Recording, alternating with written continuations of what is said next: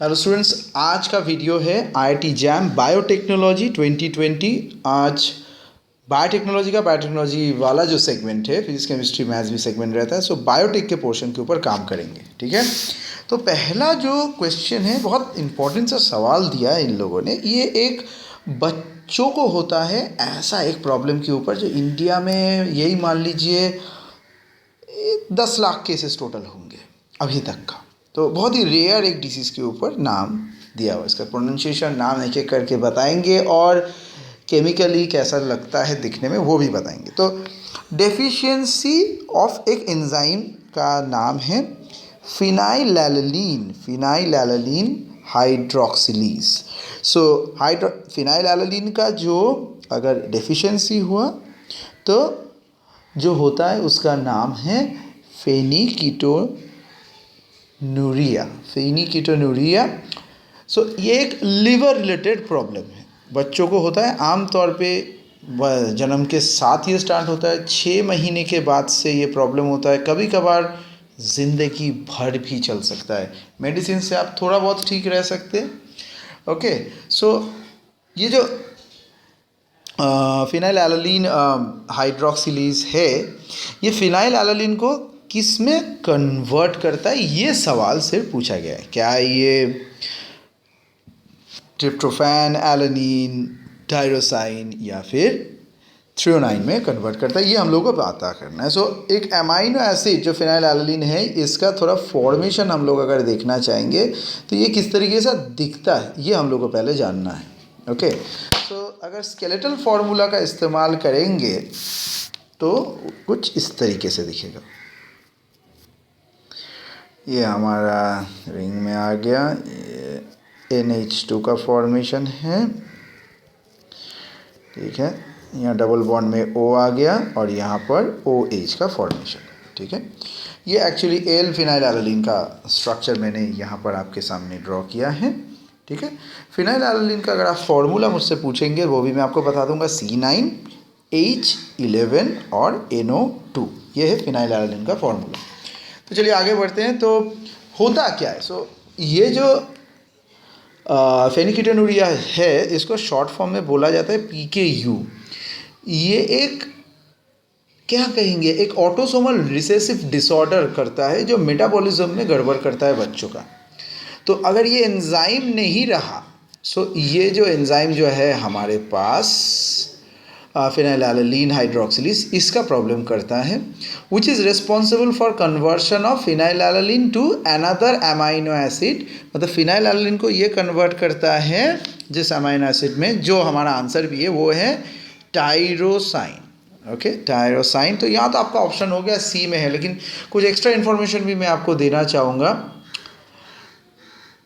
जब पहली बार इसका आविष्कार हुआ, बहुत पहले 1934 में, फोलिंग बोल के एक बायोलॉजिस्ट ने इसको निकाला। तो उन्होंने देखा ये एबनॉर्मल रिसेसिव एक जीन तैयार कर देता है जो फिनाइलएलनीन को potential toxicity level of body को बढ़ाने से जो रोकता है, वो अब रोक नहीं पाता है। द अफेक्टेड बेबीज जो होते हैं, तो जन्म के वक्त तो नॉर्मल रहते, but within few weeks there is a rise in the plasma phenylalanine level. ठीक है, जो ब्रेन का डेवलपमेंट को इनहिबिट करता है, रोक देता है। आमतौर पे कभी कभार देखा जाता है 6 महीने में मौत भी आ सकती है, या फिर मेंटल रिटार्डेशन प्रॉब्लम हो सकता है ब्रेन का डेवलपमेंट ना होने की वजह से। तो काफ़ी सारे कॉम्प्लिकेशंस का सामना करना पड़ सकता है। ओके, तो पहला सवाल हम लोग का हुआ। मैं कोशिश करूंगा आप लोगों को हर एक सवाल के साथ सिर्फ ऑप्शन ना बता के, जो आप स्टैंडर्ड बुक में मिल जाएगा आपको, तो इसके साथ इसका स्टोरी, इसके साथ क्या हो रहा है, ये भी मैं आपको बता दूँ। T cells and B cells, ये भैया है क्या, ये अगर आपको पूछे कि T सेल्स और B सेल्स है क्या, सो T सेल्स क्या है, और एक वाइट ब्लड सेल है। ठीक है, जो हमारे इम्यून सिस्टम में बहुत ही इंपॉर्टेंट, अभी कोरोना का टाइम चल रहा है तो समझ ही रहे हैं, बहुत ही इंपॉर्टेंट है। और ये एक रिसेप्टर की तरह काम करता है सरफेस में। Okay, B cells and T cells वैसे दो तरीके के ये एक्चुअली हैं। ये एक तरीके का लिम्फोसाइट है, ठीक है, अगर पूछेंगे तो ये एक लिम्फोसाइट है। सो ये इन्वॉल्व किस में रहते हैं, immune response in the body. तो T cells and B cells भैया बहुत ज़रूरी है। अब टी का फुल फॉर्म तो कुछ होगा सर, आप टी बोलते जा रहे हैं, टी का फुल फॉर्म है थाइमस सेल्स, ठीक है। ये क्या करता है, सेल मीडिएटेड इम्यूनिटी तैयार करता है। और जो बी सेल है ये बहुत इंपॉर्टेंट है, इसका नाम आप लोगों ने सुना होगा मूवीज़ में, बोन मैरो और bursa derive cells, that's why B. ये क्या करता है, ये primary responsible for humoral immunity, okay, humoral immunity, ठीक है। अब ह्यूमोरल इम्यूनिटी क्या है अगर आपको नहीं पता है वो भी बता देता हूँ। ये एक एस्पेक्ट ऑफ इम्यूनिटी है that is mediated from the मार्क्यो molecules found in the extra terrestrial fluids, okay. So extra cellular fluid जो आता है, जो एंटीबॉडी से निकलता है, जो कॉम्प्लीमेंट प्रोटीन से भी निकल सकता है, यहाँ से जो ये सब निकलता है उसी से ही ये पैटर्न आता है। अब ये अगर आपको कहा गया ह्यूमरल, ये ह्यूमर क्या है फिर, HUMOR, ह्यूमर का मतलब है बॉडी फ्लूइड्स, ठीक है। तो as basic as possible way में मैंने कोशिश किया है इसको आपको बताने का, ठीक है। सो अगर मैं इसको थोड़ा सा और एक्सप्लेन कर दूं आपको, मान लीजिए अगर आपको थोड़ा सा और जानना है, तो अगर ह्यूमरल रिस्पॉन्स अगर आप लेते हैं, ह्यूमरल रिस्पॉन्स बॉडी का, तो ह्यूमरल रिस्पॉन्स भी होता है, सेलुलर रिस्पॉन्स भी होता है, ठीक है। मतलब बॉडी फ्लूइड के थ्रू रिस्पॉन्स दे रहा है और बॉडी अपने सेल के थ्रू भी दे रहा है। मान लीजिए एक फॉरेन बॉडी ऐसे आया, ये एक फॉरेन बॉडी है, ठीक है। सो ये फॉरेन बॉडी और बड़ा हो गया ऐसे, तो ये बताया जाता है फॉरेन बॉडी का मैक्रोफेज, ठीक है। तब ये फॉरेन बॉडी तैयार कर रहा है, ये आ जाता है हम लोग हेल्पर टी सेल, यहाँ पर आ गया, ठीक है, हेल्पर टी सेल। इसमें दो चीज़ें हो सकती है, इधर इस तरफ और इधर उस तरफ। अगर जो साइटोकाइन था, याद रखिए जब कोरोना का भी हम लोगों के बॉडी से चला जाता है हेल्पर टी सेल के बाद, तो हम लोग का एक साइटोकाइन स्टॉर्म होता है जिसमें आप और ज़्यादा बीमार हो सकते हैं और ऑक्सीजन लेवल कम हो सकता है और आप का बॉडी का पोजीशन ख़राब हो सकता है। तो यहाँ पर आपका फॉर्मेशन हो गया बी सेल का, ठीक है। और यहाँ से अगर साइटोकाइन का एक पार्ट सेलुलर रिस्पॉन्स की तरफ भी जाता है, वो आपको देता है cytotoxic T cell, cytotoxic T cell यहाँ आपके सामने आके हाजिर हो जाता है। तो ये अगर होता है तो आपका यहाँ से क्या होता है, बी सेल अभी आपका एंटीबॉडी तैयार करेगा, जो मान लीजिए ऐसा ऐसा दिखता है, ठीक है। ये आपका एंटीबॉडी तैयार हो गया जिससे आप बच गए। और यहाँ से आपका होता है एक्टिव साइटोटॉक्सिक सेल। सो ये भी वही है, सिर्फ एक्टिव हो जाता है ये। सो ये जो साइटोटॉक्सिक सेल यहाँ पर एक्टिव तैयार हुआ, ये किसको डिस्ट्रॉय करता है, वायरली इन्फेक्टेड सेल को डिस्ट्रॉय करता है। वायरली इन्फेक्टेड जो सेल्स हैं, देखिए हमारे पास करोड़ों अरबों खरबों है, तो बॉडी अपने मैकेनिज्म से भी अपना कुछ सेल को डिस्ट्रॉय करता रहता है। और हम लोग जो बाहर से मेडिसिन डालते हैं वो भी करता रहता है। मतलब असल में पूरा बॉडी, ये जो हेल्थ सिस्टम है ना, वो है कि हमारे पास बाहर से कुछ आया है, अब हम लोगों का मान लीजिए 15 सेल अफेक्टेड है, तो उसको रिपेयरिंग करे या फिर मार दे, यही है सिस्टम। कभी हम लोग मार देते हैं, कभी हम लोग रिपेयरिंग कर देते हैं, दैट्स इट। लेकिन इस रिपेयरिंग के चक्कर में भी बहुत सारे एरियाज़ में कुछ सेल को तो मरना पड़ता ही। ये 15 मतलब 15,000 करोड़, 15 करोड़ समझ लीजिए, उनमें से उसे ठीक करने के चक्कर में ठीक हुआ मान लीजिए 7 करोड़ 8 करोड़ और बाकी शायद नहीं हुआ। तो इस पोजीशन में आपको बाहर से मेडिसिन और बाहर से एक्स्ट्रा पावरफुल चीज़ें लाना पड़ेगा, क्योंकि बॉडी अपने आप में ये नहीं कर पा रहा है और उसी से आपका बीमारी आ रहा है, आप इसे ठीक नहीं कर पा रहे हैं। ओके, सो यही है बॉडी का काम करने का तरीका। होपफुली आपको समझ में आया होगा थोड़ा बहुत। तो चलिए आगे वाले क्वेश्चन की तरफ चलते हैं। जगह कम है तो थोड़ा सा पूछ के ही करना पड़ेगा। नेक्स्ट सवाल तो पहले पढ़ लेते। In humans the testis temperature is maintain below the core body temperature with the help of what? Testis मतलब क्या है?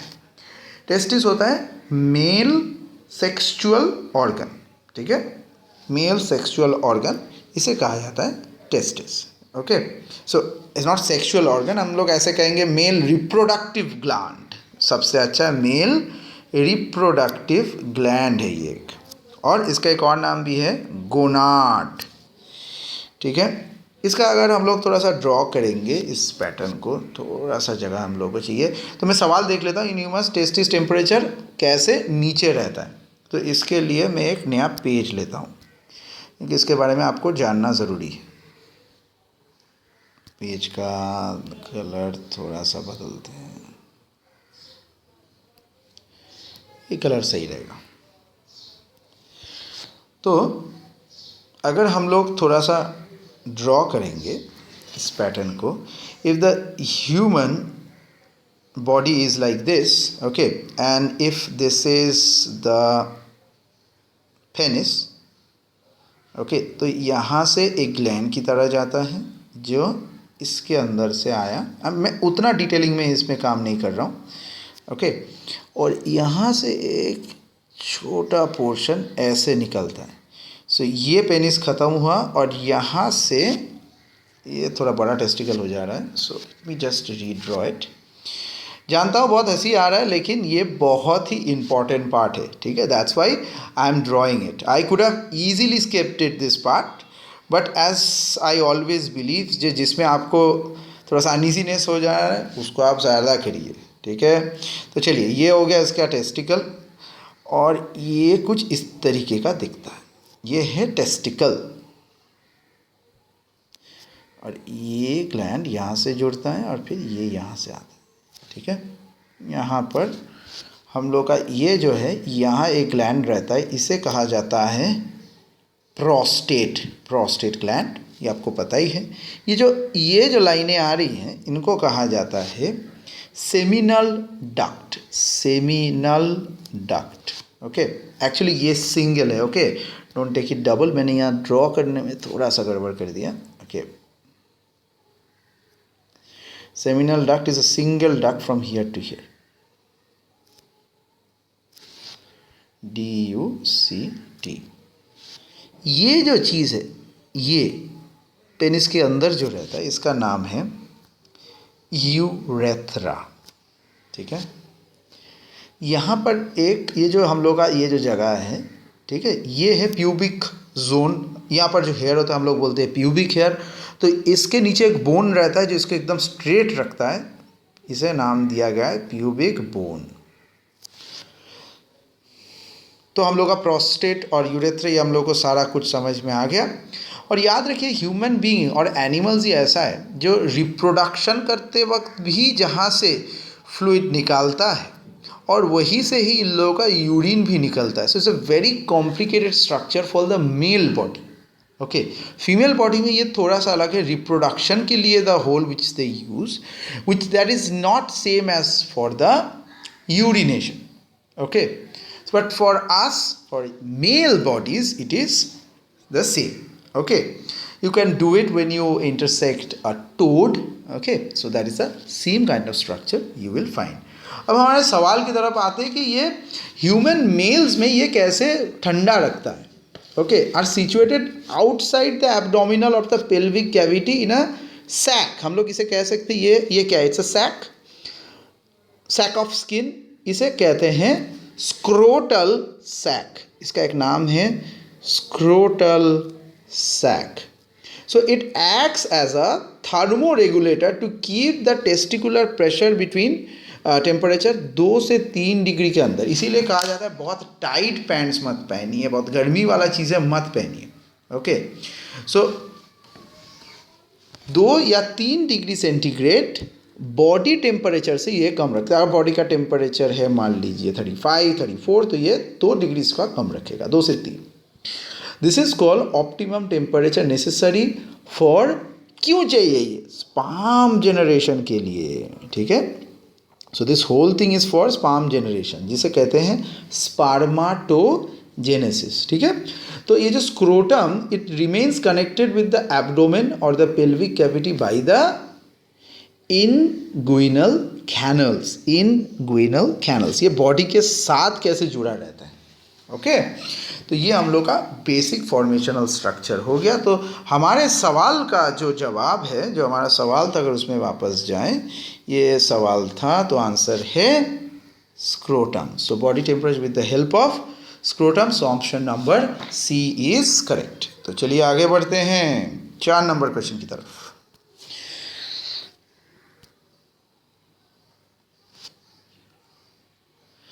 इसमें पूछा है कि protein that helps other proteins to fold correctly.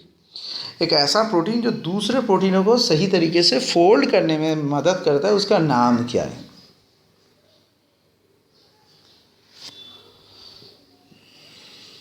नाम है सैफरॉन। ये ऑप्शन ए आपका सही। ये क्या है? ये अकेला नहीं, ये ग्रुप ऑफ प्रोटीन है that have the functional similarity and assist in the protein folding. Okay, ये प्रोटीन फोल्डिंग में हम लोगों को मदद करता है। तो समझ ही रहे हैं, बहुत ही कॉम्प्लिकेटेड सा स्ट्रक्चर है। तो इसको अगर ड्रॉ करेंगे प्रोटीन के पैटर्न में, सो ये कैसे काम करता है? Saffron protein is actually participating in folding over the half of all mammalian protein को। सो बहुत ही इंपॉर्टेंट सा चीज़ें समझ ही सकते हैं। तो ये काम कैसे करता है, चलिए इसका भी थोड़ा सा डायग्राम आपको बताते हैं। तो आंसर तो हो गया इसका, तो चलिए इसका डायग्राम में चलते हैं। इसका डायग्राम में है, तो मान लीजिए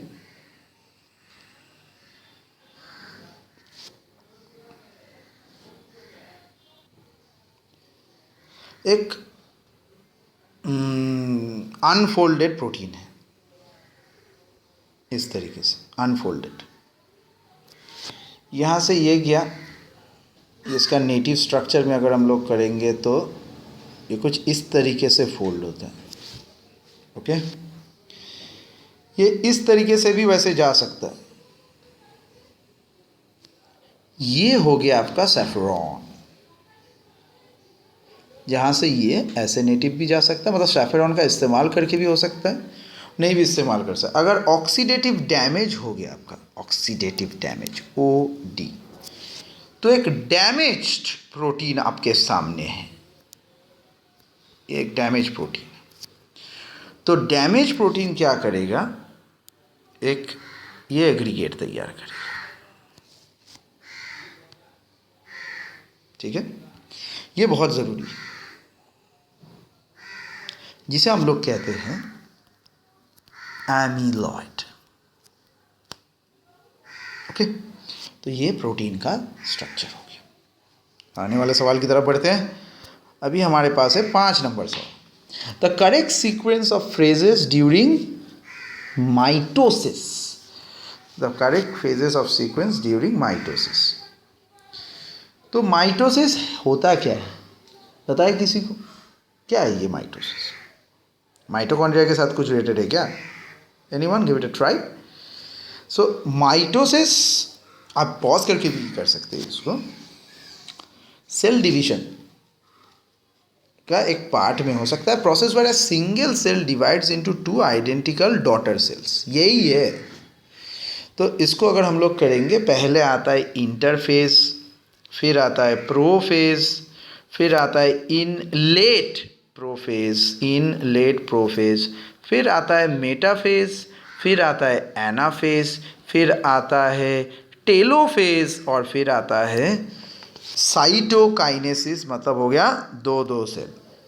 आपको अगर वो डायग्राम याद है, बचपन में किया होगा, पहले ऐसे एक्स एक्स की तरह करते थे, फिर वो ऐसे वी वी की तरह हो जाता था, और फिर दोनों ऐसे हाफ हाफ जैसे अलग सेट थ्योरी की तरह है जुड़ा हुआ, फिर पूरा अलग। तो यही है माइटोसिस का स्ट्रक्चर। तो अगर इसका हम लोग रो वाइज जाएंगे तो पहले क्या है, तो मैंने यहाँ पर लिख ही दिया है, फिर भी मैं आपको बता देता हूँ। ये पहले प्रोफेस, मेटाफेस, एनाफेस, टेलोफेस, ठीक है। लेकिन इन लोगों ने बीच में एक दो फेस नहीं दिया है। प्रोफेस और मेटाफेस के बीच में होता है इनलेट प्रोफेस, प्रोफेस के पहले होता है इंटरफेस, और मेटाफेज के बाद तो एनाफेज है, एनाफेज के बाद टेलोफेज, और टेलोफेज के बाद ही आता है साइटोकाइनेसिस। तो बीच में एक स्टेज नहीं दिया है, वैसे कुछ फ़र्क नहीं पड़ता। आपका आंसर सही होने से मतलब है, तो 5 का आंसर है ए, ठीक है। आज सिर्फ बायोटेक्नोलॉजी वाला आंसर करेंगे, इसीलिए मैथ्स का ये क्वेश्चन मैं छोड़ रहा हूँ। इन वायरसेस, वायरस सुनने से ही डर लगता है, कैप्सिड्स आर मेड ऑफ व्हाट, ठीक है। वायरस में कैप्सिड जो होता है वो क्या होता है? सो वायरस का जो कैप्सिड है वो एक तरीके का प्रोटीन ही हुआ,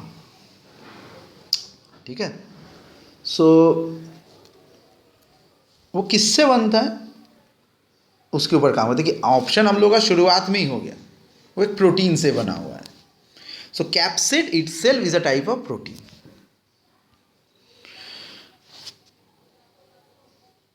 अगर वायरस का अगर टाइप पूछे तो पॉलीहेड्रल हो सकता है, हेलिकल हो सकता है, स्फेरिकल हो सकता है, कॉम्प्लेक्स वायरस भी हो सकता है, ठीक है, जिसे हम लोग कहते हैं बैक्टीरियोफेज। इन्फ्लुएंजा वायरस हम लोग का स्फेरिकल हो गया, एडिनो वायरस हो गया पॉलीहेड्रल, और हेलिकल हो गया टोबैको मोज़ेक वायरस, ठीक है। तो ये जो इसका फॉर्मेशन है, तो कैप्सिड कैसे फॉर्म होता है, मान लीजिए ये इसका अंदर वाला पार्ट है, वायरस यहाँ पर है छुपा हुआ, ये अगर ऐसे करेंगे, ठीक है, तो ये है इसका जीनोम, ये जो है इसका जीनोम है, और ये एरिया इसका कैप्सिड की तरह काम करता है। बाहर में एक और कोट रहता है वायरस को बचाने के लिए, जिसे कहा जाता है ग्लाइको प्रोटीन, उसके ऊपर ऐसे ऐसे ऐसे ऐसे रहते हैं, जिसे कहते हैं glyco protein of type 1 and type 3। इसके ऊपर और डिस्कशन कर सकते हैं, तो इसके लिए आपको मेरा मेन जो क्लासेस है उसमें थोड़ा बहुत ज्वाइन करना पड़ेगा, तो आप पूरा उसमें इसका एक्सप्लेनेशन भी देख सकते हैं, बहुत ही सुंदर तरीके से समझाया जाता है। ओके, मैं कोशिश करूँगा कुछ और वीडियोस में उसका थोड़ा डेमो आपके सामने रखने के लिए। ओके, तो चलिए 7 नंबर हमारा हो गया। 8 number, the common component in crustacean exoskeleton and fungal cell wall. देखिए अभी ये जो सवाल है ये एक कॉमन एलिमेंट कंपोनेंट के बारे में पूछा है, तो उस कॉमन कंपोनेंट्स का एक लिस्ट दे दिया है। सो क्या है, पहला है CHITIN, chitin is a principal structural component of the given part. Okay, तो इसे आर्थ्रोपोड्स भी कहा जा सकता है, and it's also the major cell wall consistent in the most of the fungi and many of the algae. So it is the second most abundant carbohydrate and a homopolymer structure, ठीक है। तो इसके pattern में अगर हम लोग जाएंगे तो इसका आंसर है सी। ओके, तो अभी 9 में चलते हैं, question number 9। The correct sequence of evolution simple to complex. तो कैसे होता है, बहुत ही आसान है। द करेक्ट सीक्वेंस में सिंपलेस्ट सबसे तो एल्गी है, सबसे सिंपलेस्ट, ठीक है। उसके बाद ब्रायोफाइट्स आता है, एकदम पहला ऑप्शन ही सही दे दिया। फिर आता है फर्न, और फिर आता है angiosperm. Okay, the evolution of plants जो क्या है कि वाइड रेंज ऑफ कॉम्प्लेक्सिटी तैयार किया। हाउस प्लांट में ही मेरे घर में 80 तरीके के प्लांट है, ठीक है। तो मैं कोई बायोलॉजिस्ट लव इसके लिए नहीं, मैं जस्ट लव प्लांट्स। तो ये जो multi cellular marine and fresh water green algae, terrestrial, bryophytes, lycopods, ferns, ये जो भी है, जो कॉम्प्लेक्स ये जो जिम्नोस्पर्म और एंजियोस्पर्म का जो ये स्ट्रक्चर है उसके हिसाब से ये है। तो 9 का आंसर हो गया ए। बाकी ये केमिस्ट्री का ये है, नेक्स्ट वाला फिजिक्स का है। So in the next video we will do some more.